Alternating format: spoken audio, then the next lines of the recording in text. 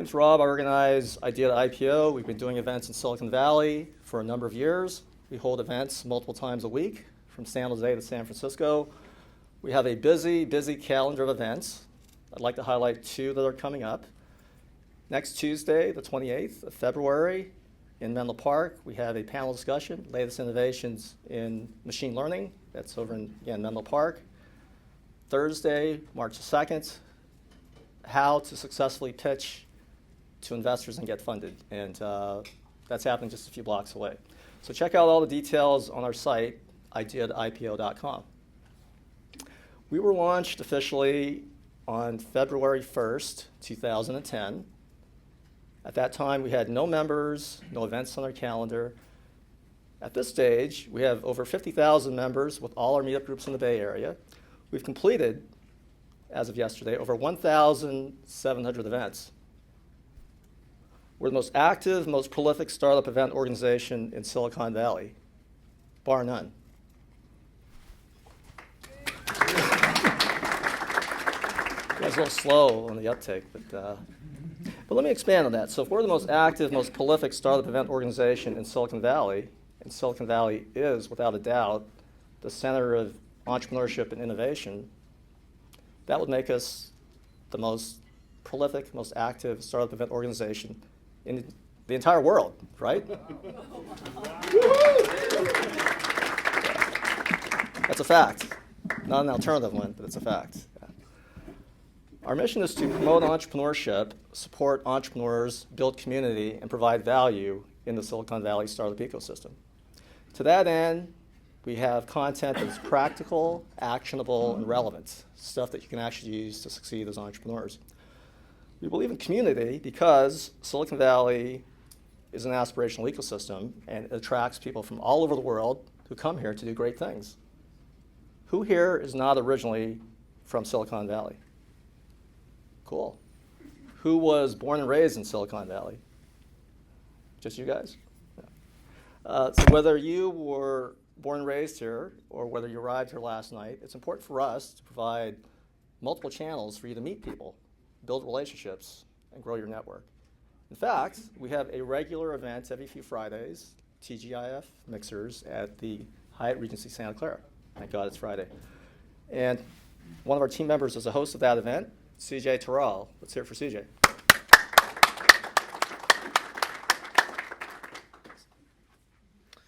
Hi, everyone. Excuse me. Hi, everyone. I'm CJ. So as Rob was mentioning, we have what we call TGIF Mixers. They're really neat ways to get to meet entrepreneurs and investors in the area, and also freelancers who are helping entrepreneurs who are either from the area or even flying in internationally. I've been doing them for a while myself, and we've seen people come from literally over 40 countries. And it's really casual, so there's really no agenda, but it allows for people to create more rapport quickly, as we feel, and we hold them in the lobbies of the Hyatt Regency in Santa Clara, which, for those of you who don't know, is by Levi's Stadium in the Santa Clara Convention Center. Our next one's going to be on March 3rd from 8 to 11 p.m., and they are free. So if you're interested in coming along, I do recommend it, and we look forward to seeing you there. Thanks.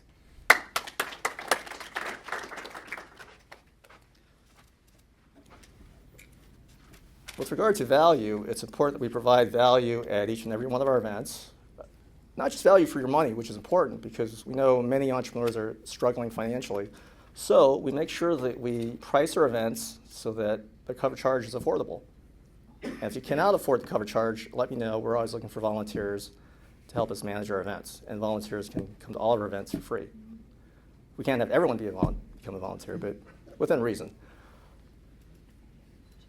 And we want to make sure that we provide a decent meal at each and every one of our events. Was this meal tonight decent? Yeah. I thought I was going to get more applause. Anyway, I want to thank Pillsbury for providing that awesome food. Let's hear it for Pillsbury Law Firm.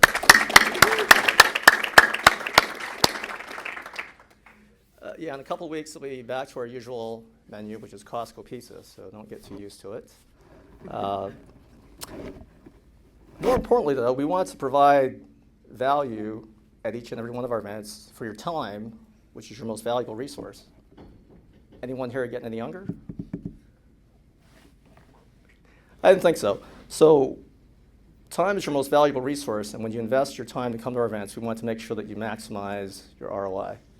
We have a lot of partners that help us do what we do: law firms, venture capital firms, angel investor groups, incubators, accelerators, colleges, universities, lots of players in Silicon Valley.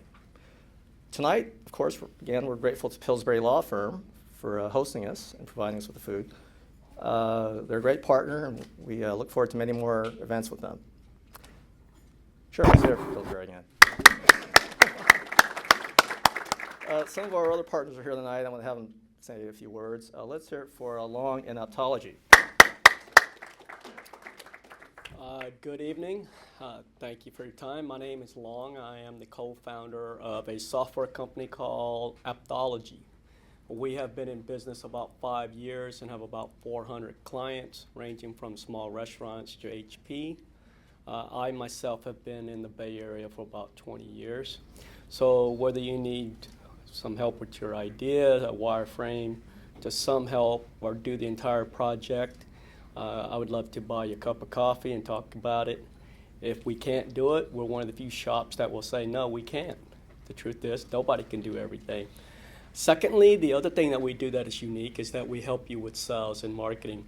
Specifically, we help you address the traction question. So all of the investors will ask you, unless you're their brother or sisters or mom or something, they're going to ask you, do you have any sales? That is another area that we can help you with. We don't take on all cases because not all things can be sold. The last thing that we help you with is help you find partners. And what I mean by partners is CTO, VP of marketing, and funding. So some of my partners in some of the projects we're working on right now that are looking for partners are in the auto industry, the entertainment industry, the sports industry, medical device, education, transportation, the cannabis industry, and a business. So if any of those things resonate with you, I'm more than happy to, again, buy you a cup of coffee, tell you what I'm doing for these partners, and see if there's a fit. So the last tidbit of advice is entertainment. I just got back from Vegas, and go see the Michael Jackson show. It's awesome. It's probably the best bang for $100. They brought Michael Jackson back to life if you haven't seen it. I'm not even a Michael Jackson fan.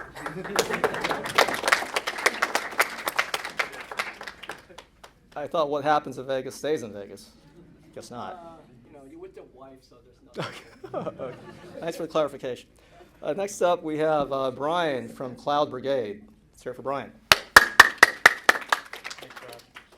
So I've been assisting Rob for about 4 years now. I'm a 30-year veteran here in the Silicon Valley. I'm a revenue generation specialist. So I'm an online marketing certified professional. So I assist companies in the creation of their value propositions and their outbound marketing as well as their inbound marketing. I'm also an Amazon Web Services technical professional. So if you have any questions about the cloud, if you have any questions about your sales and marketing plan, and you want some free advice, my business card is right out in front on the table there. So give me a call, and I'm happy to give you some time. Right. So though our local mission is to help entrepreneurs here in Silicon Valley, our global mission is to democratize entrepreneurship and innovation all around the world. So to that end, we have a robust YouTube channel, youtube.com/Idea IPO. We have tons of videos. We've documented many of our events. And this rich, valuable content is available on demand, anytime, anywhere, totally free of charge. Whether you're in Palo Alto, Menlo Park, Maui, Moscow, or Timbuktu. Who's been to Maui? That's it? Who's been to Moscow? Cool, there's more people who have been to Moscow. Who's been to Timbuktu? Cool. Point being is there's Wi-Fi in all these places. And I know that's true for Timbuktu because I looked it up on Wikipedia. So anywhere you have access to Wi-Fi, you have access to the great content that we produce, and it's a way for us to democratize and level the playing field for entrepreneurs all around the world. Our partner in this endeavor is Tim Jeggers of Jeggers Films, one of the top professional videographers in all of Silicon Valley. Thank you, Rob. So I'm Tim. Like he said, I've done a lot of the videos for Idea IPO over a little over a year now. I manage the YouTube channel for them. I produce event videos like this and for conferences, informational videos. Got my start doing weddings like over a decade ago. I also do photography and all kinds of multimedia production. I'm located here in the Bay Area. Worked all over California. I've left the state for a couple jobs. And yeah, if you got any projects or questions about multimedia related stuff, I'd be more than happy to talk to you about that a little bit and point you in the direction of, where you can get the help you're looking for if I can't do it. So yeah, thanks for your time. And one other thing I wanted to mention actually before I step away from the mic, during the discussion, if you could hold your questions, that would be phenomenal because we're going to open up to a Q&A portion where you can line up over here and then you'll come up and you'll get to ask your questions in an orderly fashion because I have mics that I sync the sound up to later, and if you shout out questions from your seat, no one on the video is going to know what you're asking. So that's pretty important. So thank you again in advance for your cooperation. Okay, so just to outline the agenda tonight, we're going to have the panel discussion run until 8 o'clock. Audience Q&A is 8 to 8:30. If you have a question for the panel, you'll line up here, use the mic. And just to reiterate what I mentioned in the event description, this is not a pitch event, so you're not here to deliver any pitches. You're here to ask pointed questions to our panel. And if anyone starts going off on a pitch, we have bouncers in place to deal with that, so FYI. So without further ado, I want to pass this off to our distinguished moderator, and he'll get started with the panel discussion. So our moderator tonight is one of the top corporate and startup attorneys in Silicon Valley. He's a partner at this firm, and he is passionate about helping entrepreneurs succeed. So let's hear it for Riaz Karamali and our panel. Thanks, Rob. Thank you so much, Rob.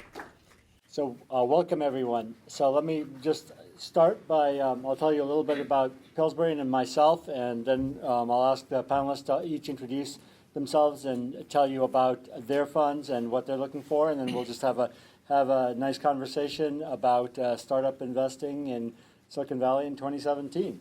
So Pillsbury is a firm that has about 700 lawyers and 20 offices around the world. We did start in the San Francisco area about 150 years ago, and has, for most of that period of time, has been very involved in helping emerging companies. And so we actually took Intel public in the 60s, and we've been involved with lots of venture financings and public offerings and M&A. And that's what I do is work with emerging companies and help them through the different stages of growth, and work with folks like the folks here on the panel. And we love to have events like this and have lots of entrepreneurs and VCs come together. So I think I'll go through the panel now, and to my right is Martha. And Martha Notaras, please tell us about your fund. Sure. I'm Martha Notaras. I'm a partner at XL Innovate. We are focused on InsurTech, which is a subset of FinTech focused on insurance. We look for really two kinds of companies. The first is data and analytics. And that really reflects a lot of the past investing that I've done in my prior life. I bought Risk Management Solutions, which was a very early InsurTech company about 25 years ago. And that is actually where I met the managing partner of this fund. And the other type of investment that we make is in new insurance business models. So we are invested on that side, for example, in a company called Lemonade, which you may have heard of, which is changing the face of insurance and making it something that is actually fun and easy to use. And their most recent claim to fame is the 3-second claim resolution. Hi, Ho Nam from Altos Ventures. We've been around since 1996, so it's our 21st year. We got started in venture capital 27 years ago, believe it or not. We invest in everything related to IT and software, so software, mobile, internet, B2B, B2C, and recently we've also started investing in some consumer products companies as well. So we have a cosmetics investment. It was a Y Combinator company that's sort of grown to $100 million in the last 5 years. And our most recent investment is a craft beer company, believe it or not. Wow. And when I first got started in venture capital, VCs did both consumer products as well as technology. The firm I started with was at Trinity Ventures. One of their investments was Starbucks coffee. And so when I started there, I think they had less than 20 stores. And now I think the IPO was in 91 or 92, I think. And at 800 million market cap, which was a big deal back in those days. Now it's 85 billion or something market cap. So sort of over 27 years, a lot of things could happen, interesting things could happen. And so you could have, big explosive growth, both in online and offline. And I think one of the interesting trends we're seeing is software eating the world, impacting every single offline industry, and then some offline players like a Walmart buying Jet.com or Procter & Gamble, Unilever starting to buy some tech companies. I think we're going to see more crossovers. Hi, my name is Roman Sobachevsky, and I'm an investment director of GVA Capital. We're an investment company. We manage venture funds and do later stage investments as well. So we invest, I will say, in everything except healthcare.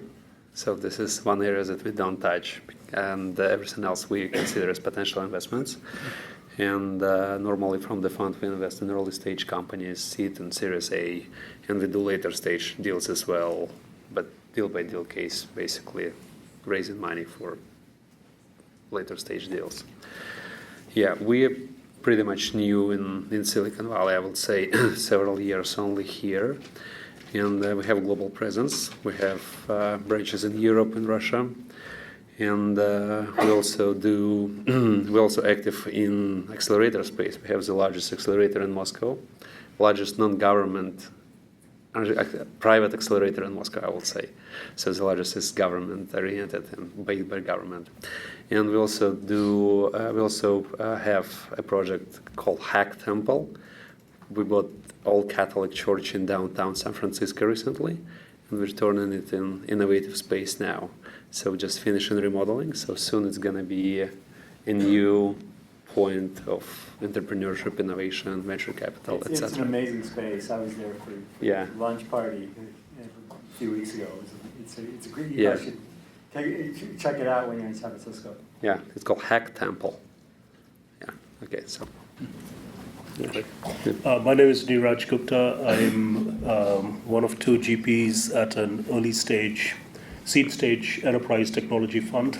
So we basically invest across call it the cloud stack, anywhere from infrastructure to applications at a seed stage. So in the sort of the theme that we have, Idea to IPO, we're probably the best capital partners for, generally speaking, first-time entrepreneurs that are going from idea to $10 million in revenues, right? So that's sort of the space in which we focus a lot of our activity.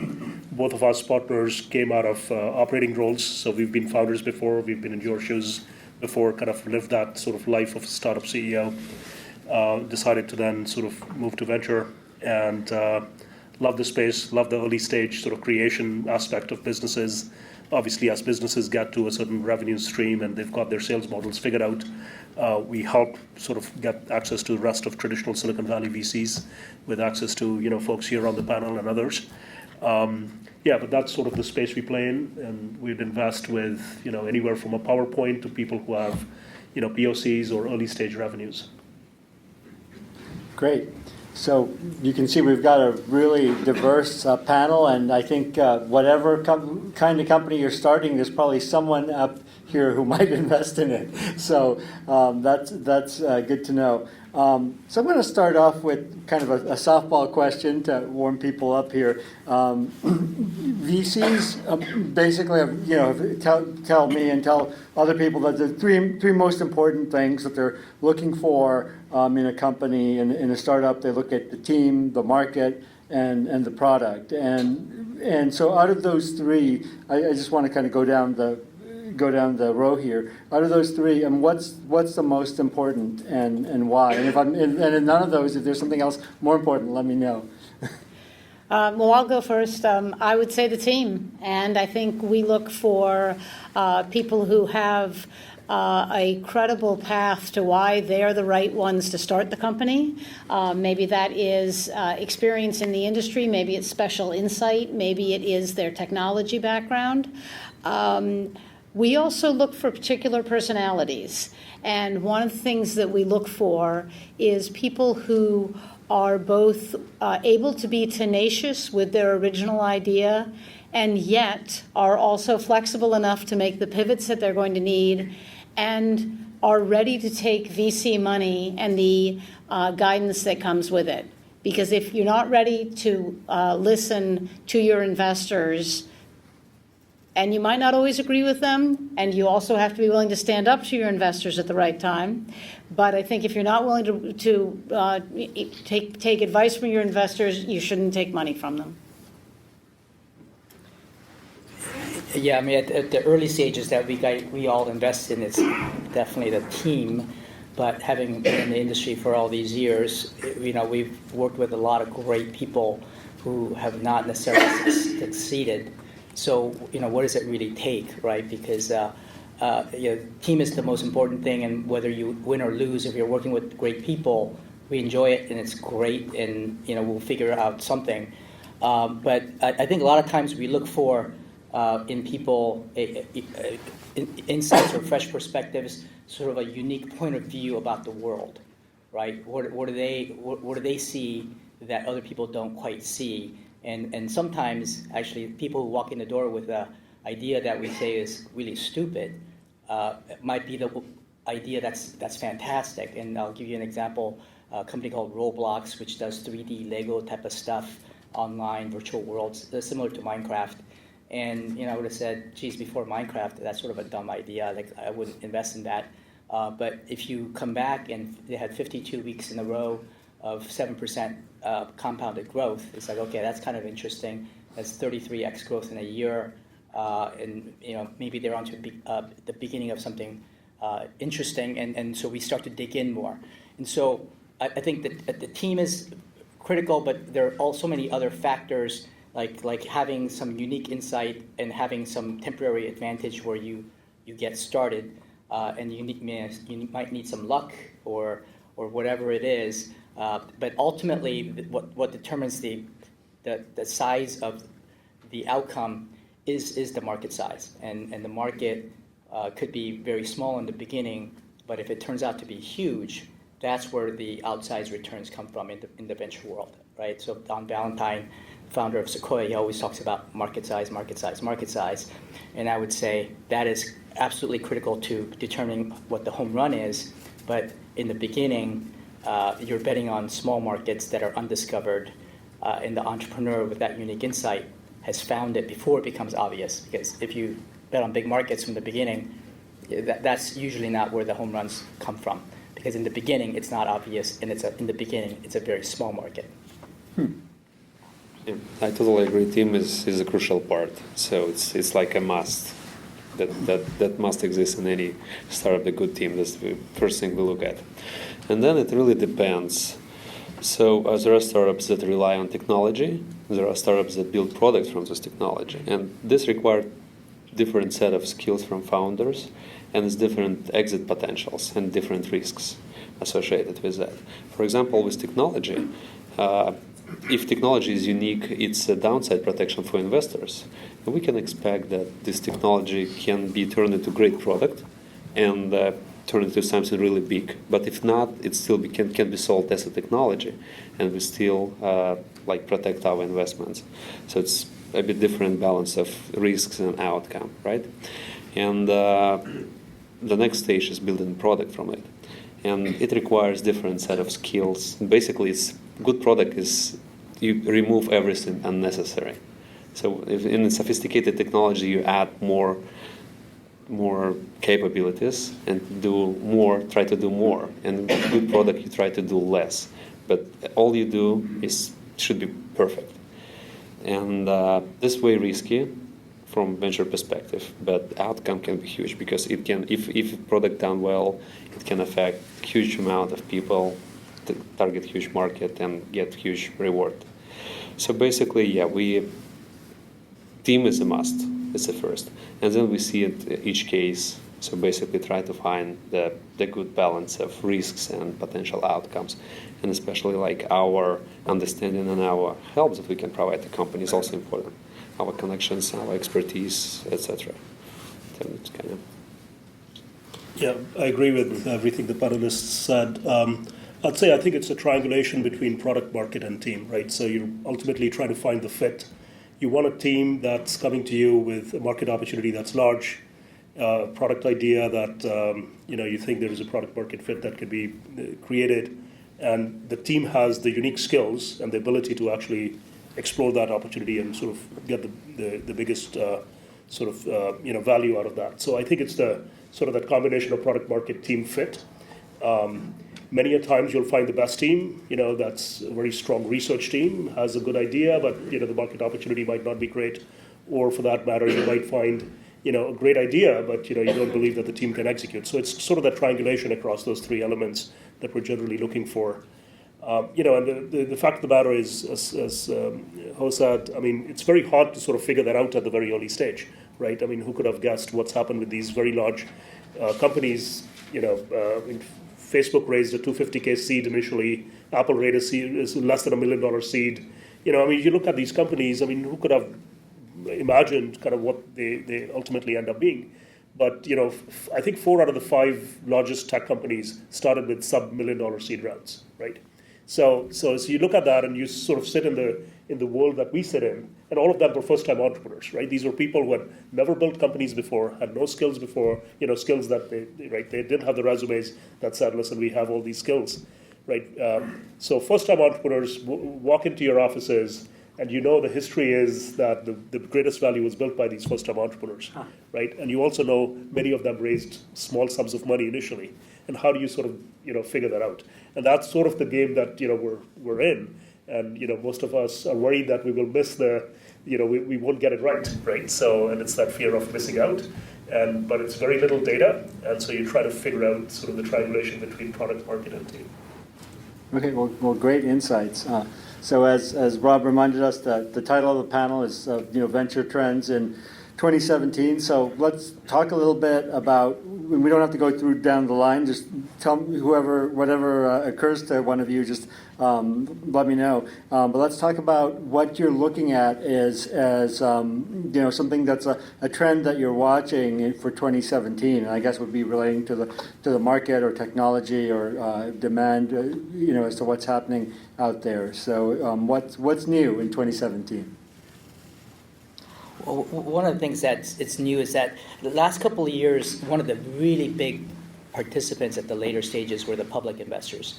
So T. Rowe Price, BlackRock, Fidelity, they were coming in with very big checks because there weren't that many companies going public. And a lot of those investments have actually suffered. They've actually had to do write-downs. So I think they're feeling a little bit burned. And so it was driving up the unicorn valuations. It was driving up a lot of that valuations. For some of these prices that were so crazy, we were just, before we even took the companies public, we were just selling to those investors. And I think they've been burned and they're pulling back. But the other reason they're pulling back is now the IPO window is opening up. And so there are going to be a lot more IPOs this year than last year, probably 3 times the amount. And even if it's 3 times the amount as last year, it's still not one of the record years. It's still not that many. But we're going to have a lot more IPOs. So those guys are going to have enough to do without having to. So who's going to basically then take their place, right? Are we going to have these huge rounds? And I tell you, second half of last year, I didn't think that was going to happen. But we've been surprised so far. So beginning of the year, we're still seeing companies, later stage companies, getting huge valuations, huge markups. People are coming in, and they're different kinds of players, and it's hard to predict. But there are global companies that are making big strategic investments, and then the later stage investors have raised really large funds, and so they're deploying really big checks, and so just the traditional VCs now can do these big deals that before you had to rely on Fidelity to do. So the dollars are still there. I'm amazed how much late stage money there is right now.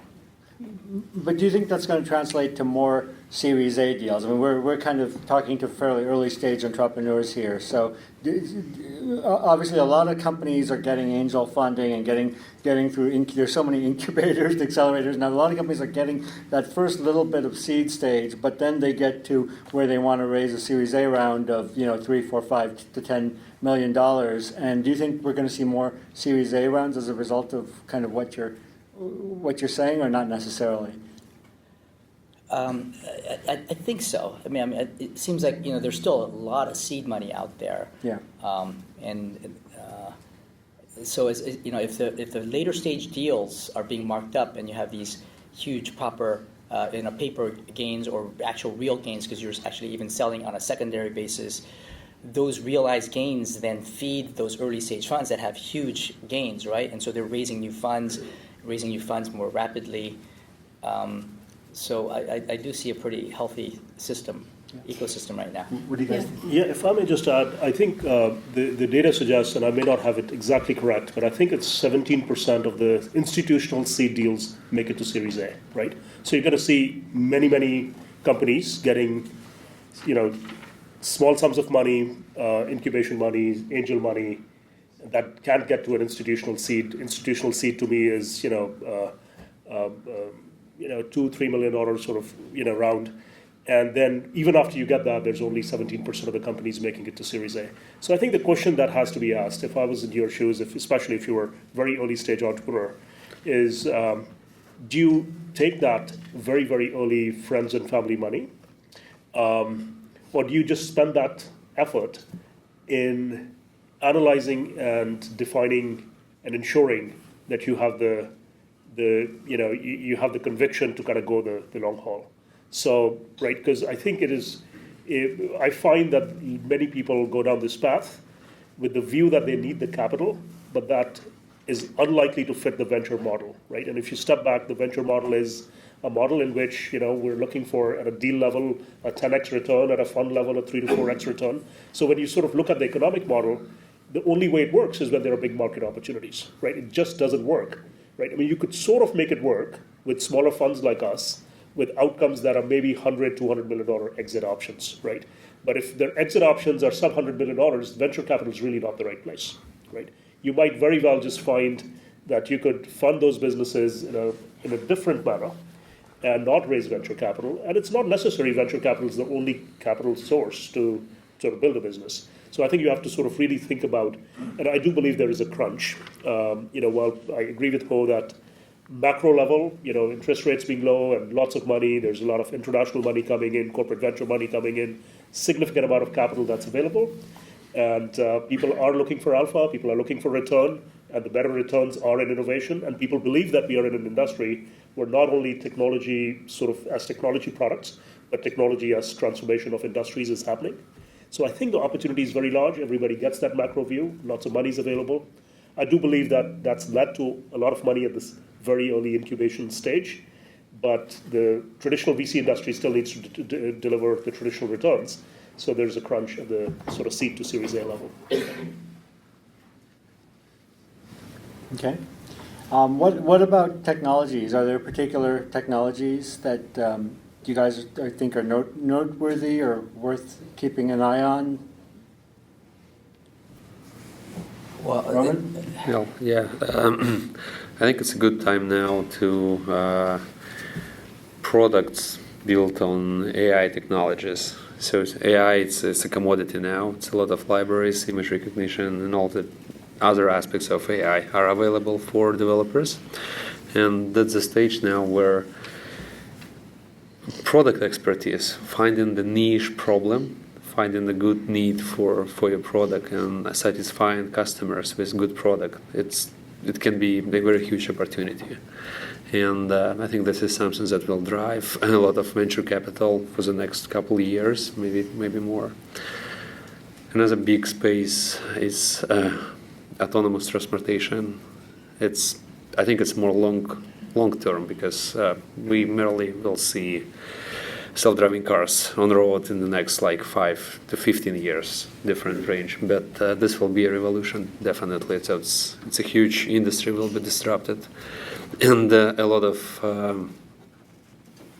it's a very big game. So a lot of capital goes there, and it's also like a huge trend still.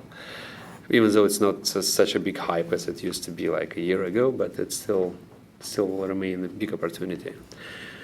And yeah, and I don't know, like, but on the software level, I think AI and products based on AI, it's a big deal, especially like product part of it, product aspect of it. Yeah, agree with that. You know, the thing that we always look for, and it's relevant for this audience, is the opportunity to start a company for very little. I mean, so we're all biased because we're smaller funds, but there are going to be companies where you need to sink 50, 100, or hundreds of millions of dollars to get it going, whether it's like a SpaceX or Tesla or whatever, right? And we have some of those companies as well that raised $50, $100 million when they still have zero revenues, pretty close to it. But the really exciting opportunities are whether it's like AI being commoditized, and with AWS, there's so much open source and so much infrastructure available for entrepreneurs to start companies for so much less than before. And we've been talking about this for years, right? And then that's where the entrepreneurs come in, right? You could talk about, oh, we don't do anything big anymore. You should invest $100 million to do this or that.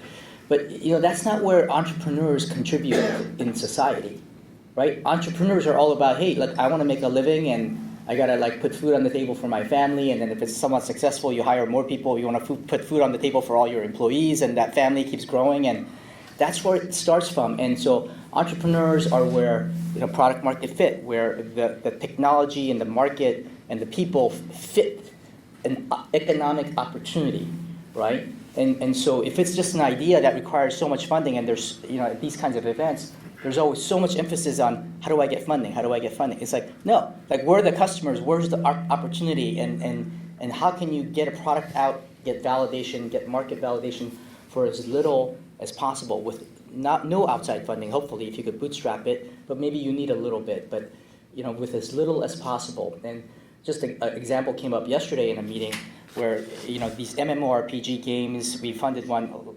years ago that required $50-60 million just to do the development.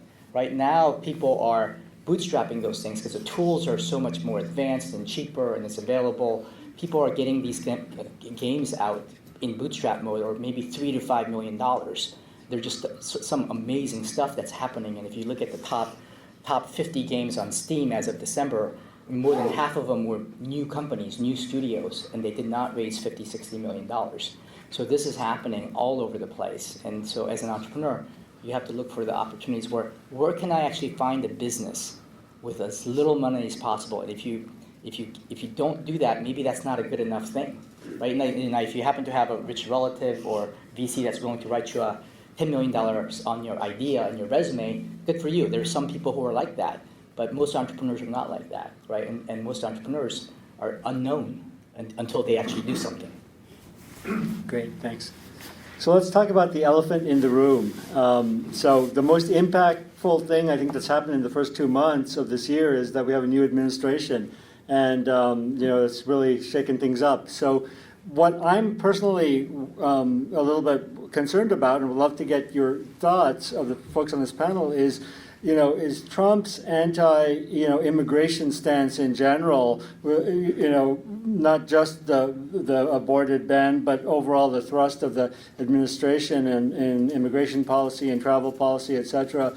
Is this going to chill Silicon Valley? I mean, are people going to start to, fund companies outside of the U.S. Where it'll be easier to get, global teams? What do you guys think? Well, we have a couple of companies in our portfolio that are already multi-location, and it isn't, obviously, since it pre-existed, it certainly isn't an immigration issue, although it's a market issue. We love people who put their tech teams in Israel, great location. We have a machine learning company who has a computer vision center in Munich, where one of the universities is focused on computer vision.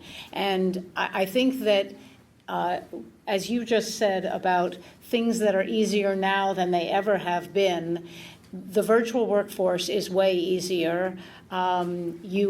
People have an expectation that they will work in multiple locations, and that's one of the ways that I think you're going to see evolution there. And also, it's only 8 years. Yeah, look, long before Trump came into office, this has been happening. It's happening with or without Trump. We're going global, right? In the first 10 years, I think we did most of our investing in Silicon Valley. In the last 10 years, certainly in the last 5 years, it's been outside because that's where the talent is. There's talent everywhere, right? And so just in the U.S., we've invested in New Orleans, Austin, Texas, Portland, outside of the Valley, and then we have distributed engineering teams all over. We were talking about, we have 3 companies from Eastern Europe, Estonia, founders, Belarus, Ukraine. It was a company we sold last year, but it was started in the Ukraine. We have engineering teams in China, India, Korea, Philippines, Colombia, Mexico, Brazil. I mean, there's talent everywhere, and we have to go there because it's so hard to compete for talent here. And Silicon Valley is going to do great no matter what. There's lots of talent. We don't necessarily need to import all these people, right? We go where the talent is. The money's been flowing out long before Trump. This has been happening for a long time, and it will continue to happen because there's innovation everywhere, and we're desperate for talent, and we're looking for people, good people, everywhere, and they're not all here. And here in Silicon Valley. Sorry. You want the Russian perspective? Yeah. I actually moved to the United States less than 4 years ago, so I'm international, and I know all these problems and issues from my personal experience. But so I think in Silicon Valley, entrepreneurs compete with large corporations for talent, and the money they can pay is far less than Google can pay for good engineers. And outsourcing talent abroad, it's a pretty good way of doing this business. So you can find good engineers all over the world, way cheaper. It's like times cheaper than here. It requires separate management skills, right? Because it's like time difference and etc. It's like cultural difference, but still it is possible, and we see a lot of examples that it is possible, and people do it very successfully. And what we see now is like business development, CEO and biz dev are here, and the engineering team somewhere else, and this optimizes cost structure significantly, but still company remains local, so they raise money using local valuation. They get more visibility, more business opportunities here. So it works pretty well, and it started way before Trump. And I think this trend will continue. But at the same time, all the big corporations that are here, they brought all the talents from all over the world. So it's a good source of talent for Silicon Valley. So they basically buy engineers from all over the world, bring them here, and then these engineers leave these companies and start something here. So it might be harder to bring people here, right? Yeah, maybe with new, I don't know, it's nothing really new happened besides this ban of like entries from 7 countries as a temporary ban. So and legislation still remains the same, and nobody knows what will happen next. But on H1B, the H1B problem began, I think, like 3 or 4 years ago. There is a quota of 85,000 H1B visas a year, and now I think last year it was 230,000 applicants, meaning that your chance to get H1B visa is very, very low. And a lot of way to play around is L visa, when you can transfer employees from abroad. It's no any caps. Now O visa is very popular now, so it's very easy to get O visa. It's way easier than it used to be like 5 years ago. So people are playing around, and there are always ways. And we'll see what will come with Trump. But Yeah. I mean, listen, I think 66% of Silicon Valley folks think Trump's a bad thing. 12% think he's good for the economy, and the rest think it's neutral. my general view is, I think it's going to, if you leave the emotional side of things and the way he's executed things, if you sort of leave that aside and hope that he doesn't sort of go off the cliff and do truly crazy things, and actually the agenda ends up being the Steve Mnuchin, Gary Cohn, sort of, Rex Tillerson type of agenda for the country, which I think is a likely scenario in the final analysis. I think we're likely to see a very positive business impact. I think you're going to see repatriation of money. You're going to see, investments back, sort of a business climate that's very positive. So if you sort of think about sort of CEO level, large company sort of view, I think it's generally positive, right? Even despite all of the things that we're seeing in the press. And I'm not saying it's fake news. I think he's doing lots of things that are crazy. But the point is, I think at a macro level, if you take the emotion out and hope that he doesn't actually execute things that are somewhat negative, at a macro level, if things go right, I think we're on for a positive sort of play. But ultimately, I think globalization's here to stay. I think skilled workers are going to be in centers of excellence around the world. I do hope that some of these policies around H1s, et cetera, sort of get tweaked, because today those policies actually don't help our startups at all, right? So the 85,000 visas, 80% of them go to the outsourcing industry, don't come to the startup industry. They're not being used for innovation, they're being used for the labor economy.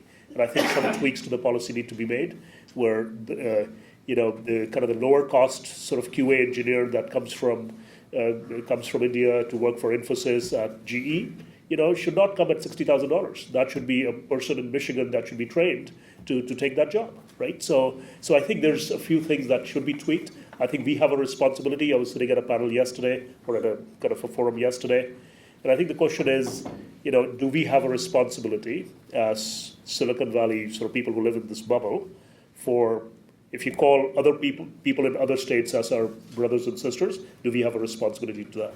In fact, the matter is we live in this world where we actually think of ourselves as global citizens, and we just execute without any boundaries at all, right? And that's sort of a question we have to ask ourselves. Okay, good. So globalization is here to stay, and Silicon Valley is here to stay. I think everyone's agreeing on that. Staying with the new administration in a more of a micro sense, I mean, one thing that Trump is doing with Niraj, you highlighted, is trying to create a positive business climate and, trying to deregulate in many areas. He's saying, basically subtract 2 regulations for every new regulation, whatever that means. We'll find out. But in addition to that, he's definitely, the people he's put in place in various cabinet positions are clearly going to be kind of pushing down a bit more of a hands-off attitude on various departments that regulate, various big sectors of our economy. So my question is, in terms of what your startups are doing and what you're familiar with in terms of the regulatory, the way your companies or companies you're looking at push against the regulatory landscape, have there been opportunities created, do you think, it's too early to know for sure, but are there areas that you're looking for some innovation because regulation is going to be pulling back and receding? I mean, I guess in a micro sense, there's obviously sectors that will get impacted differently. Yeah. I mean, there are some sectors that actually want regulation, like the drone sort of sector, et cetera. They actually don't, they say, give us the regulations to be able to actually go and... But I think, I think 90% of the companies end up, so if you look at sort of what the exits are, right? So you look at the exit data, 90% of the companies end up in acquisitions that are sub $250 million in size, right? And some will end up with larger exits and M&A, and some will end up with IPOs, but 90% of them will end up with exits sub $250 million in size. And I think there is a significant impact, I expect actually, that with repatriation of the money, the M&A cycle is probably going to get a major kick up, right? So, I mean, these companies are flush with cash sitting outside. They want to leverage it to buy companies here. And I think they will actively acquire. The last time in 2006 when repatriation happened, I think most of the money was probably given away back to shareholders, right? So I don't know how much actually went back in the economy. It's sort of, in the kind of classic sense of job creation. But I think this time around there's a possibility it actually with the transformation that's happening in industries, with technology I think a lot of this money, likely, especially in tech, will probably get utilized for M&A. I don't know if that's one sec. Yeah, sure. Yeah, it's an interesting question because I would say that the market in which I operate, which is the insurance market, is so heavily regulated that I think you could strip out a huge number of regulations. It wouldn't. You'd still be a very heavily regulated industry, and in fact, it is regulated primarily on a state-by-state basis. So I would say that the thing that I've seen develop is. One of the things that's happened as a result of that is that startups are actually aligning with existing companies through proofs of concept and other things in order to take advantage of some of the licensing and other the fact that the incumbents already have to obey those regulations, so they're essentially sheltering under there. I see. And then the other thing that we've seen is actually a growth in reg tech companies, where there are literally companies that are helping to navigate those regulations. And in fact, that could grow if regulations are going to change significantly, because anytime that there's a change in those kinds of landscapes, that those are potential opportunities. Okay. Yeah, I mean, for the most part, we stay away from regulated industries, I think, in tech. But in fintech, we do have a couple of companies where, laws and regulations are going to have an impact, and we're making some guesses as to where those things are going to go. And, as entrepreneurs and VCs, we whatever the regulations are, we don't really care.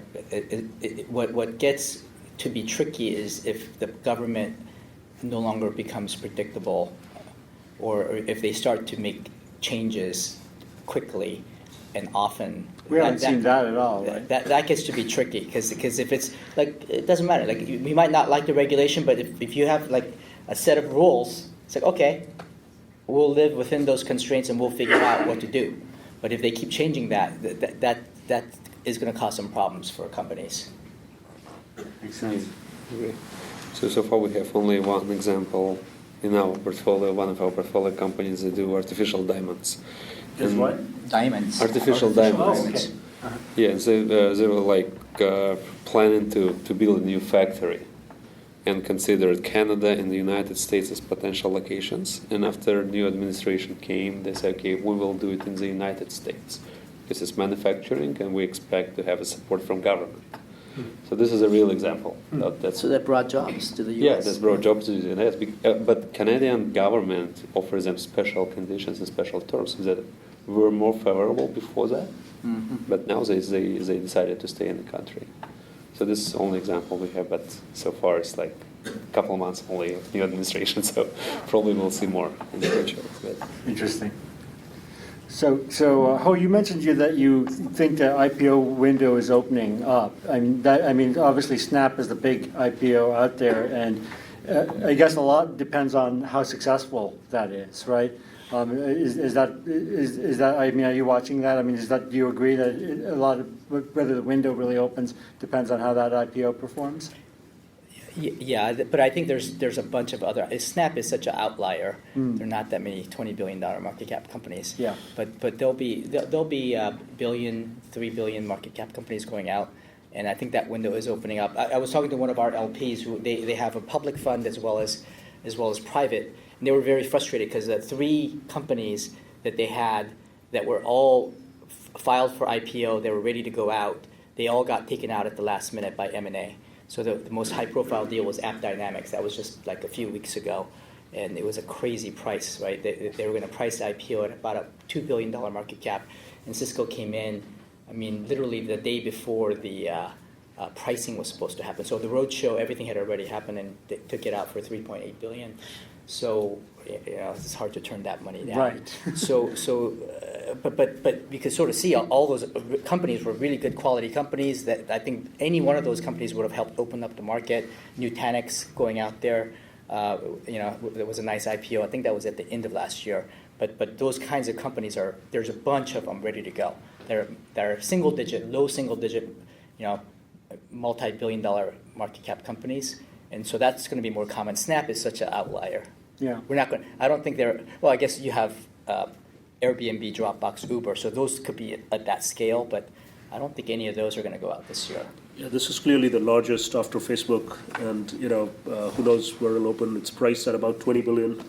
I mean, I'm hearing folks say might open as high as 35 to 40. Who knows? Yeah, but so far, like latest rumors that it's way oversubscribed now, Yeah. and very difficult to get shares. So very likely So that it- price about will go, 30, yeah. yes, go up just after like March 2nd, it's the first day of trade. So we'll see.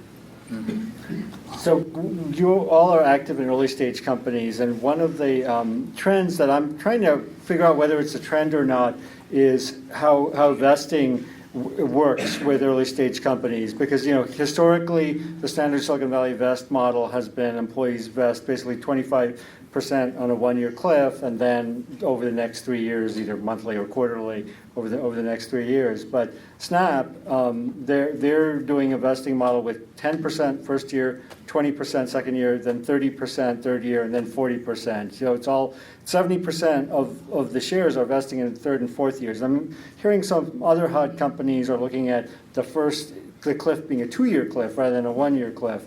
So I'm hearing about a little bit of innovation in the space. What are you guys seeing? Are you talking about it with your companies? Are you changing the standard model? We're not. I think it's an outlier play. I think Amazon's got a model like that. Snap's obviously doing this. I think the hot companies are able to do it, and I think they're paying for loyalty for people who stay, and and they churn out people that are not fitting in their culture in the first 1 or 2 years. So I think I actually like the model, right? I just don't think we can competitively sort of use that in an environment where talent is actually extremely hard to get here in Silicon Valley, at a time when you haven't proven yet, that you're a hot company. Yeah. At the end of the day, it's a market, right? So job market, people can choose a company, and if Snap is super successful, they can play this game. But before this stage, you merely can attract good talents with this unstandard vesting schedule. Makes sense. Okay. I think we're ready to start opening up to questions. If folks want to start lining up, we can entertain them. So you have to come up to the podium. I am co-founder of Parwinner video gamification platform. My question is, in order to introduce myself and our company, what would it take me to get a meeting with 3 of you, Roman, Ho, and Niraj? Yes, because I have looked up your venture capital firms, and I see some fit there, so I would like to get a meeting. So let's make it a little bit of a broader question. So what does it take for a startup founder to get a meeting with one of you? Generally speaking, a warm introduction from somebody that I know. A warm introduction from someone that you know. And respect. But, we'll chat after the meeting. So meeting in person in that type of events is not enough. I'm sorry? Meeting you in networking events like that is not enough for you to. No, these are fine. I mean, it's if you can get somebody for a short period of time and have a conversation, you could probably get a fairly quick answer if this is an area of interest, and that's totally fine. I think networking events are just fine. Listen, I think what happens is, you get a lot of requests, right? So how do you filter them? And the greatest filtration process is to kind of see, at least for me, it's if Ho sends me an email saying, listen, this is an early stage company, it's outside our area, take a look, I like it, it's like I'm gonna call that person right away, right? So it's just and that sort of takes away. So I think part of it is, if I'm in your shoes, I would research kind of what they've invested in before. Is there a company of a similar nature? You looked on LinkedIn. I would just do a little bit of that research, because you also want to leverage your time in the you just don't want to do a pray and spray across all the VCs and send lots of cold calls and lots of it just doesn't work, right? So you want to just say, listen, my proposition is likely to work with these sets of VCs, and then figure out a connection. And the more research you do, the better your pitch is going to be. Yeah, the other thing I would say is, always helps if you have some traction, right? And so different stage firms have different bars. Seed stage firms, maybe they will just invest in a person and an idea. I don't know, but we generally invest. Our minimum is $1 million run rate. So our most common is probably $2 to $5 million. And what we look for is that level of revenue plus also the growth rate, right? Is there enough escape velocity at that small stage to start getting to that double-digit millions in revenues? And so if we invested at $3 million, can we get to $10 million within 2 years of us investing? Right? If you're doing $1 million, okay, to get to $10 million within 2 years of investing, you have to be growing at pretty fast rate, over 300% annualized growth rate. And so if you have that, believe me, you could do a cold call and you will get my attention. It's like, oh, something's going, it's sort of like that Roblox example where they were tiny. I mean, they were doing maybe only $50,000 a month in revenue, so they're a very small business. But this growth rate, it's like, okay, something's interesting here. What's going on? Like, something's happening. Like, we wanted to learn more, right, and have more conversations. Thank you. And to add to this, you can have either traction or there is a chance that your product will feed someone's expertise, a field of interest. So even without traction, you will raise this interest. But this is basically, you need to do this research in this case to be sure that your proposal is relevant to the person you pitch it to. And over the years, I remember 3 companies. Well, one was before I was at Altos, but it was at Trinity. But 2 companies since Altos where we found companies like this at like a pitching event, speed dating or whatever, or it was a contest and they're pitching, and one of my partners is like, oh, I like this guy the best, but he didn't win. He was like maybe 3rd or 4th place. And I don't think he didn't want that guy to win because he wanted to talk to him. Right? So but we found these amazing companies. Like even at an event like this, I mean, and that's only 2 or 3 over 27 years, but believe me, those 3 were worth it. I mean, they were amazing opportunities. So we're always looking, and you don't know when you're going to find the next interesting entrepreneur. Cool. Well, I do have a demo table here. Take a look, okay? Thank you. Hi, I'm oops, is this on? Okay. Hi, I'm Steve Shinani. I'm a serial entrepreneur. I've done a few startups and I've done 2 exits. In my newest venture, I've been getting hounded by people that are saying that rather than going a venture capital route, to look at a reverse merger into a shell and raise financing through a secondary round. And I've got 3 investment bankers in New York that have been calling me regularly, and they, espousing the virtues of the reverse merger option with a clean shell.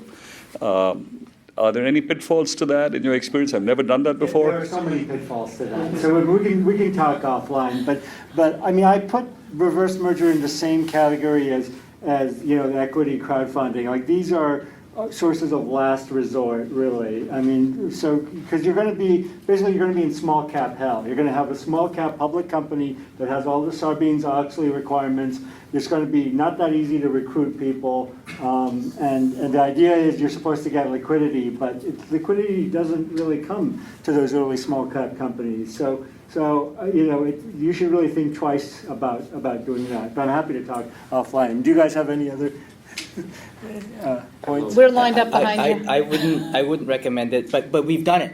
I've done 2, and we might do 3. This is over 20-something year, long time, and there's a lot of pitfalls. But I totally agree. It's a last resort, and sometimes if you're out of options, and maybe that's the only option that makes sense. But I think you got to explore lots of other options before I would go there. One of the things they tell me is that if you go down that path, you'll stimulate a strategic partner to come out of the woodwork and say, look, now we want to partner with you in this venture that you're involved. Yeah. Does that ever happen, or is that just a big sales pitch? Strategic partners will come find you because you're doing something interesting, not because you're doing a reverse merger or have any kind of, whether you have a venture funding or angel, they don't care. If you have a great product and you're intersecting with their customer base, they're going to find you, they're going to want to work with you or acquire you. And it doesn't matter if you have Sequoia funding or a no-name, dentist funding you. They don't care. If the company's interesting, they want you. It's just because Sequoia funded you, it doesn't mean you're hot all of a sudden and they want to acquire you. It doesn't happen that way. By the same token, venture capital isn't the only alternative. There are other ways to fund a company and to start a company, besides venture capital. So maybe venture capital isn't the right way for you, but there are other ways to do it besides reverse merger. Yeah, we've raised about $2 million through friends and family, and and I've got traction now with the market. But I'm just wondering your thoughts on this. So, well, thank you. Happy to talk. Great, thank you. Thank you so much for the great content. So last year this time, people were skeptical about reality, about the promise of AI. You would talk to VCs that would say it's another AI winter, but with the solid results that we see in Vision, for instance, you see a lot of converts. Now, when it comes to NLP and NLU and NLG, and they all go under natural language processing and what natural language can do, still people are not sold. So I'd like to know about your thoughts on that, if you believe that AI, NLP can bring augmentation to industries. Thank you very much. Thank you. Yeah, it's a good question because, I would have said last year I was skeptical. We have not funded any company just because they're an AI company. But what I'm seeing is so many of our companies are using those technologies. And then so it's like the internet. It's like, oh, you're an internet company, or is every company going to use the internet? I think that's what's happening right now. I'm seeing it, like company after company after company. Some of them are acquiring people or technologies to get that, but they are. I'm seeing it infused in so many different situations, both B2C and B2B, and so I just think I don't think we're going to invest in a SaaS company that just is going to automate some workflow and has some basic database back end. Like, I don't know if I'm going to invest in a company, but something that has some real intelligence beyond that, whether it's human intelligence or machine intelligence or a combination of the two. And I think the combination, the intersection of humans and machine working together to sort of create the next layer of value, I think that's a really interesting space. So we're seeing that really take off in a lot of areas, right? You were saying AI is one of the big areas of investment. I agree with that.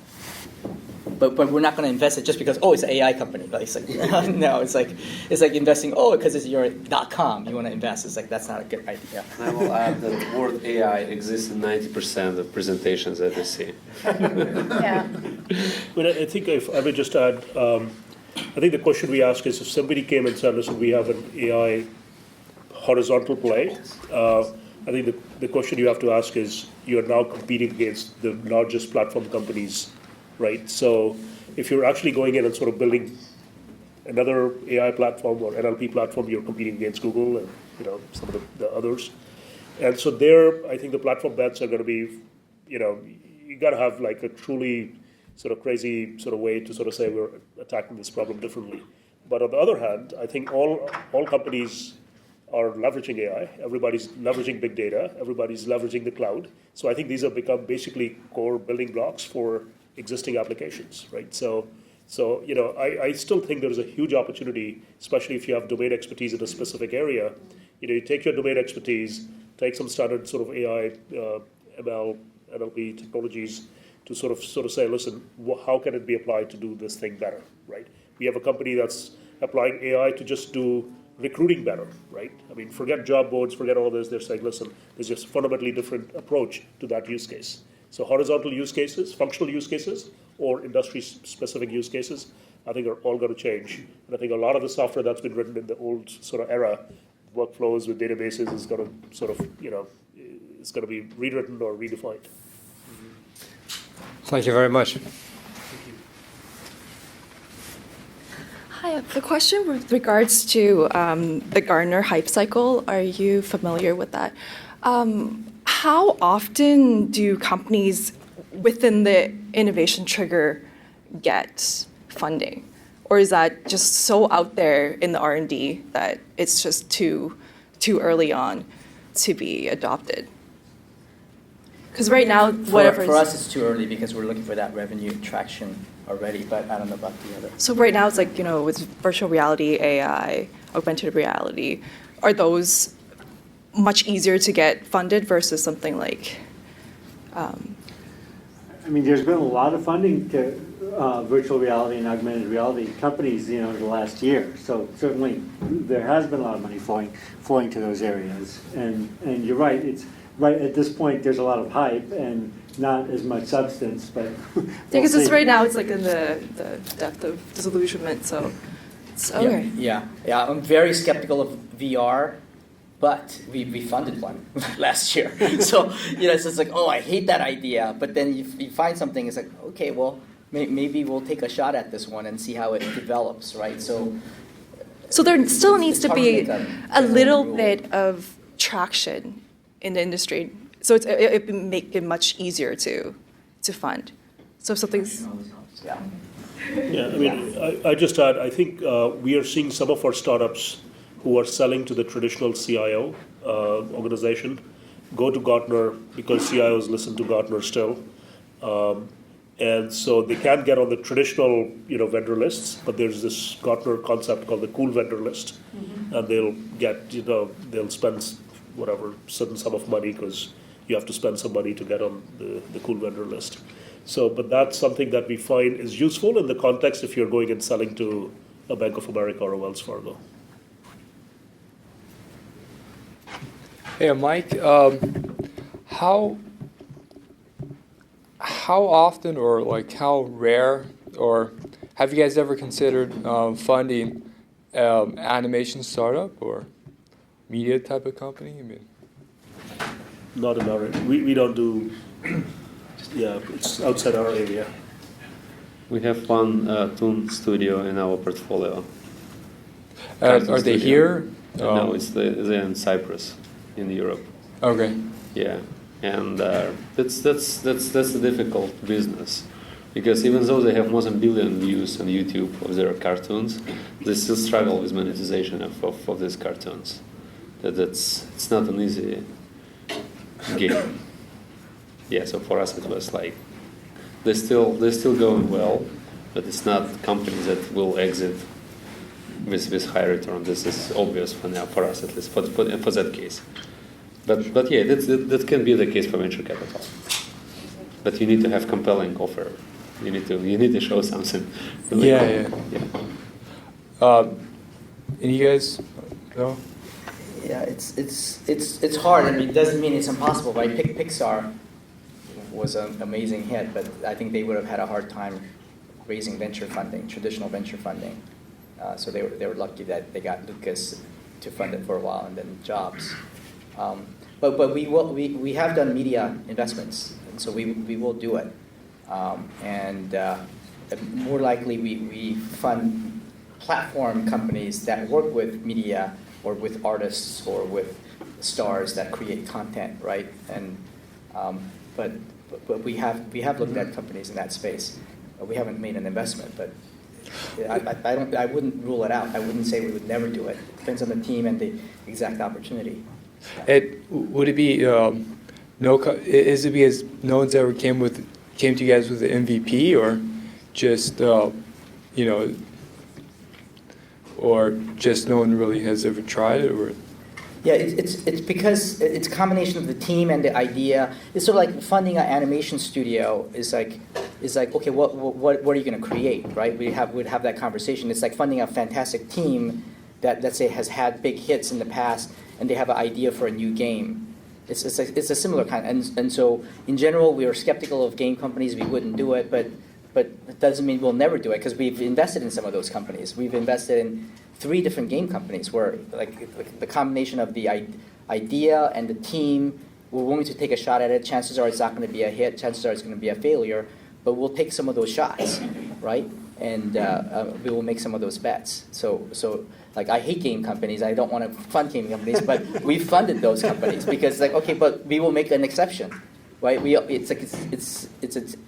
make a judgment call, and we're willing to make exceptions. And some of those sometimes turn out to be the best deals when you fund something crazy and you think it's a bad idea, but we're going to make that exception because this is an exceptional situation for whatever reason, right? Because of their unique insight, the team, whatever it is, or you love the idea, that's what our business is all about.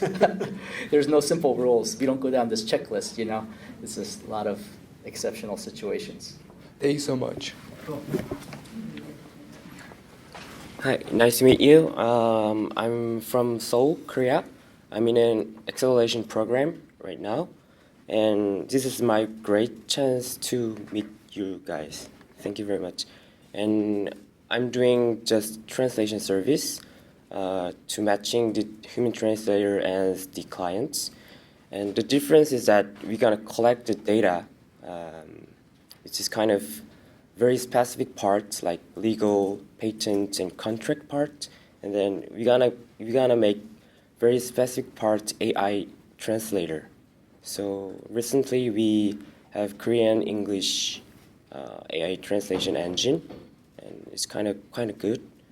And my question is that it's quite of stupid, and I heard some answers from prior questioners, but is it possible to get investment from this area for the Seoul in East Asia? So is it possible to get investment from Silicon Valley into a Seoul-based company? Yeah. You're talking to one of the best cross-border Korea Silicon Valley investor. Yeah, well, we have a separate fund that invests in Korea, so you should talk to our Korea office. So we do a lot of investments in Korea, and so some of our Korean companies have attracted global investors, and so in general, the traditional Silicon Valley investors will not invest until they see a certain scale. So we've had. It's been easier to raise money for our Korean companies when they get to like $1 billion valuation. It's really impossible to invest in a company that has $10, $20, $30 million valuation. It's just still too small, not obvious enough. By the time you get to maybe hundreds of millions, people start to pay attention. By the time you get to $1 billion, people really start to pay attention. So we will tend to invest with some of the domestic VCs, and we'll do some of the earlier stage. And then if they get to a certain scale, then we will help bring in some. We've brought in investors from China as well as U.S. and Japan to invest in Korean companies. So there's a lot of foreign capital that will invest in Korea, but you have to get to a certain level before they pay attention. Okay. Personally, I'm very honored to meet you, the Altus Ventures so now. So I'm even dreamed to meet you at the dream. But you've heard of Altus Ventures, right? Yeah, I'm familiar with You're familiar with them yeah, right. Yeah, because they have a pretty high visibility in Korea. Yeah. My partner has done a really good job over there. I know in that. Korea. Right. Yeah. Thank you very much. Okay, thank you.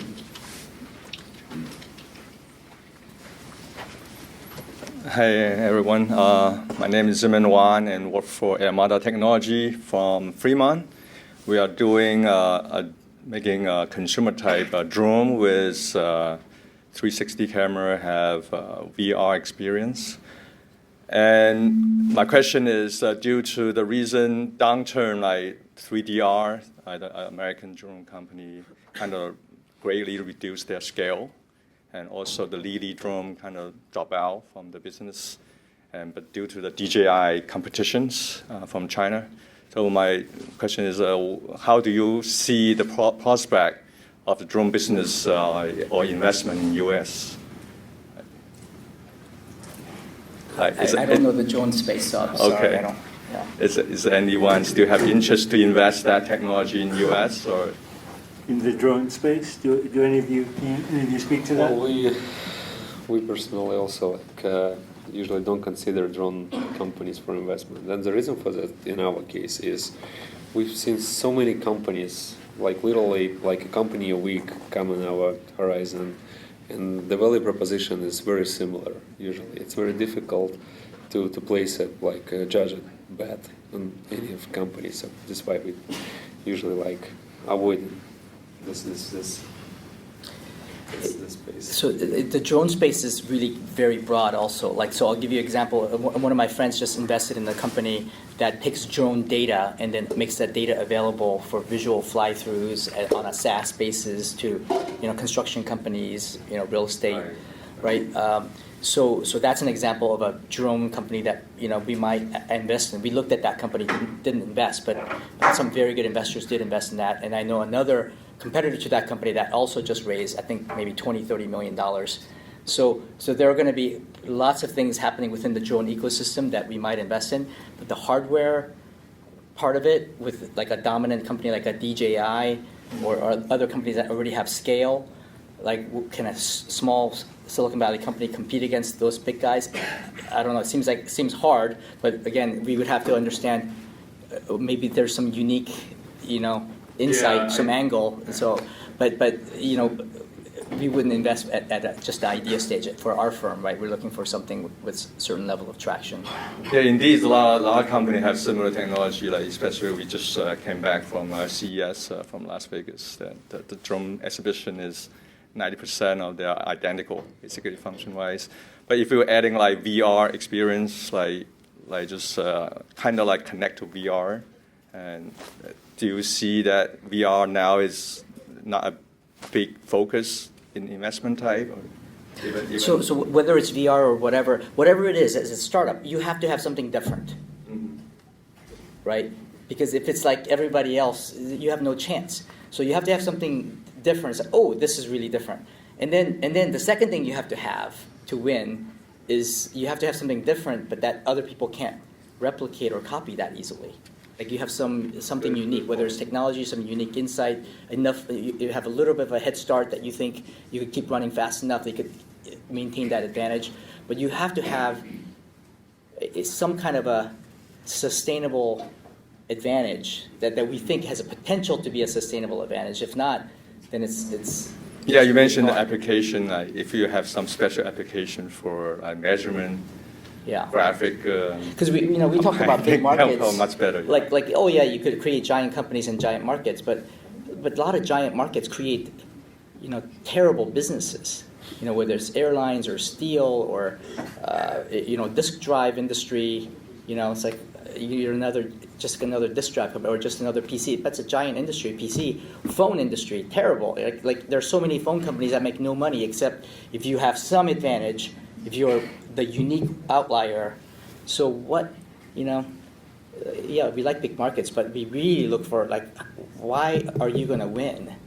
And why are you different? You have something that people want and that other people can't deliver.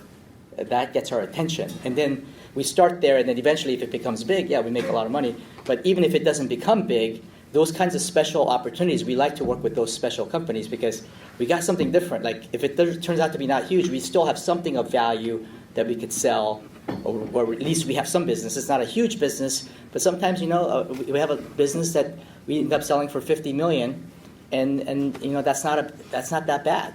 I mean, it's not going to make us rich as investors, but it could actually make the founder very rich, right? If it's capital efficient, you created that business and you sold it for $50 million, maybe you only raised $3 or $5 million to build that business. That's a life-changing event for the founder, right? So, we don't call that a failure. That's great, right? So, thank you so much for your suggestions.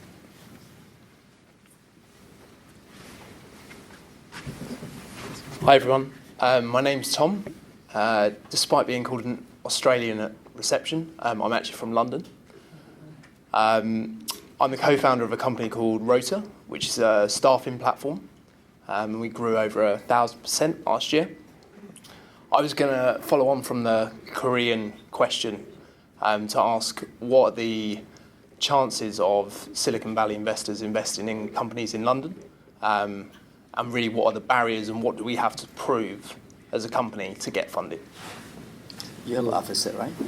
Yeah, we have one of our partners of our fund lives in London, so we have some presence there. But overall, I think it is definitely possible. So the general answer to this question, but put yourself in our shoes. So we need to have reason to invest. So we need to see the startup that can grow, that can become bigger, that can be eventually exit, that can exit eventually. And this is what we look at, regardless, like here or in London. But London, being in London, it means for us it's increased risks because it's far away, we can't control it. we don't know market as good as we know local market. And with those extended risks, your value proposition for us should be higher to overcome this additional risk. And if your value proposition is higher, and especially if you have some traction, some proof of your value proposition is definitely can be a good investment for any VC in Silicon Valley. You just need traction. So we know this common entrepreneur from Belarus. So I'm on his board.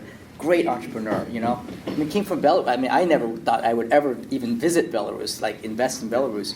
But you know, they had some customers from all over the world, and they decided to fly to San Francisco and just start to talk to people. And it took us 2 years to invest, but we met him. We thought, oh, he's a really interesting guy. Stayed in touch, and they kept growing. And I think by the time they got to about $2 million in revenues, we decided to invest.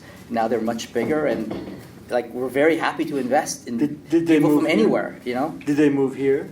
So the founder eventually he moved here, and then his co-founder also moved here about 2 years later, right before we made the investment. Okay. But they still have engineers in Belarus, and they have people here and North Carolina. But is that meaningful for you that they're here and they're closer for you to meet with and mentor? Oh, yeah.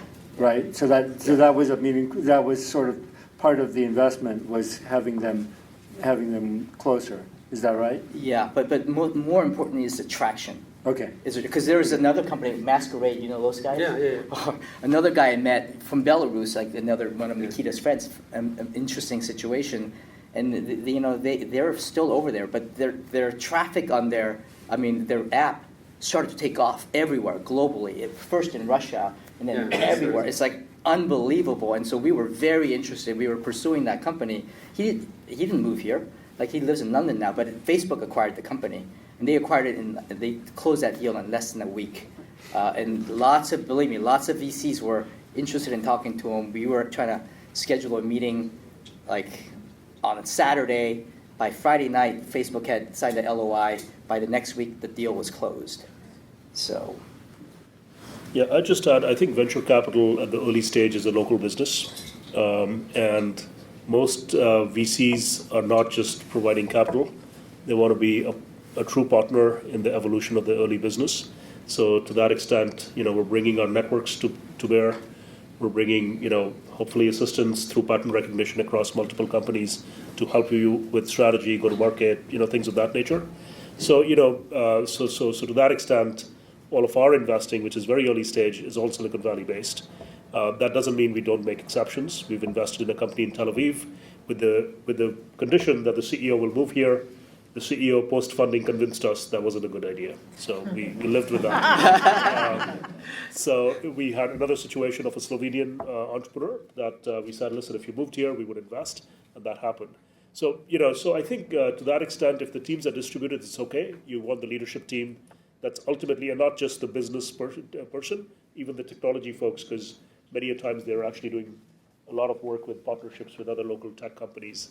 And, we would generally not invest if all you needed was money. Because we really, at that point, it becomes dumb money.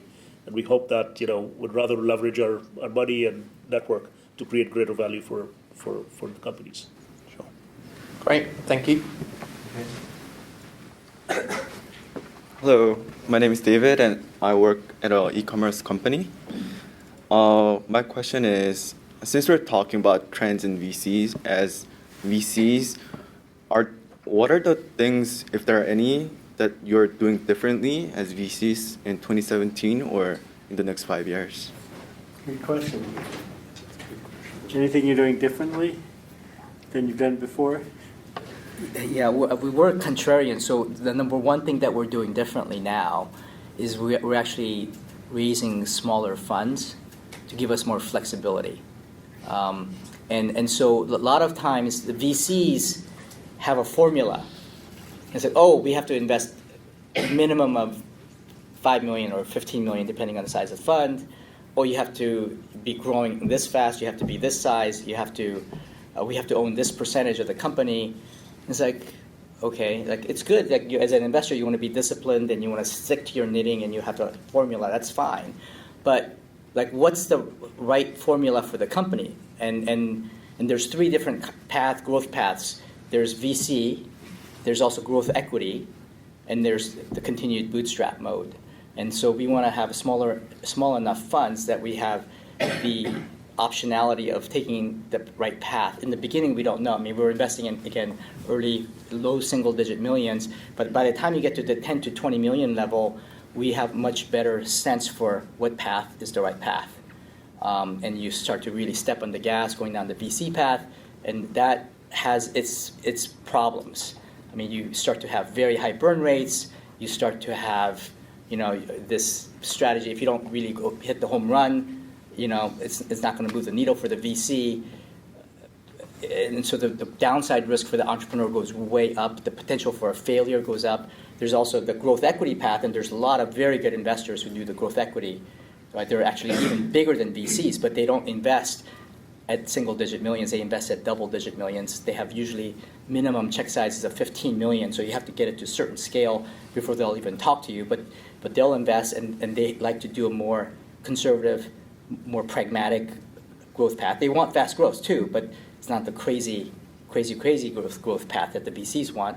And then the third options, continue to bootstrap and control your own destiny, have a profitable business. And that's the best position to be in, because if you have a really good business and you don't need anybody's money, then you could take VC or growth equity or just keep growing it, right? And if somebody gives you a crazy valuation, it's like, okay, at that price I'll take some money, right? So the best path is profitable business. Any other insights from other people? No? So, I was trying to find an answer altogether differently, and it seems I don't have answer to this question. I mean, I continue the same. I just add, I think because the cloud and all of the other things, and there is now an opportunity for entrepreneurs to raise smaller capital, a seed round, and be able to get to the options in other ways to the development of the business, which wasn't possible before, right? So today, I think what used to be $5-10 million Series A, and you just could not, unless you raised that $5 to $10 million round, you didn't have a company. Today, you have an opportunity to do that with $2-3 million, and it's easier to convince people, that to raise that round than going straight to a Series A. So I think to that extent, I think that you're seeing that in the way the ecosystem is developing at the early stage. There's so many micro funds. There's so much incubation happening, largely because the environment's allowing that. And so I think to that extent, what has changed is the incubation and seed programs have changed. I think it's gotten competitive. There's lots of people. There's a lot of noise. So to that extent, I think our nature of our work's also changed. Where should we be looking for deal flow? What's the right place to go? Partner with other micro funds. Go to demo days. All that is new. It's not necessarily stuff that existed 10 years ago. Okay, I think the last question. Hi, panelists. Good evening. My name is Sunil Ravipati. I work on a startup at the intersection of technology in a specific domain, healthcare. We are building a cloud-based machine learning service for helping data move to the cloud from the providers. And we are talking to a early-stage provider company like UCSF. So what kind of insight can you give on healthcare in 2017? Do you think healthcare is going to be one of the biggest domains where all the technology can be leveraged? That would be helpful. Yeah. Healthcare, I think, is the biggest. So we have huge problems in healthcare, and healthcare and education are two areas that I think we'll have to try to disrupt somehow. We haven't done that much in healthcare. We've done more in education. But in healthcare, I think one of my best friends actually started a company called Evolent, which just went public a couple of years ago. They are bringing value-based right pricing and trying to move the industry toward that kind of a model rather than fee-for-service model. So I think that's a big trend that has to happen, because the fee-for-service model just keeps escalating the costs up and doesn't align the incentives. So you want to try to get paid for value delivered and try to take care of the health of the overall population. right, and manage it in that way. So I think that's a huge trend that's happening in healthcare right now. Yeah, if I may add, I think we're now seeing within the last year or so, storage costs in the cloud are such that enterprises are actively considering ingesting or sending this data off the enterprise storage systems to the cloud. So that activity is begun in earnest, and I think it's huge play there. I mean, traditionally you had all the kind of the new workloads going to the cloud. Now you're seeing existing data beginning to move. So I think that inflection point that's happened has created the opportunity. So the question is, do you go attack healthcare first, which has got more complexity with its data, or do you go do it with some other? And I think you're seeing various products in generally kind of that space. Some are addressing it in a hyper-convergence model, saying, listen, we'll build an appliance that sort of manages data management within the enterprise and cloud, and sort of, you're seeing some very large investments in that area. You're also seeing, companies that are doing a cloud-first approach. We have a company in our portfolio called Cloud Lanes that's doing something in that general area. I'm sure yours is different and unique, but it's worth having a conversation. Great. Thank you. Hey, Rob. Let's hear it for our panel.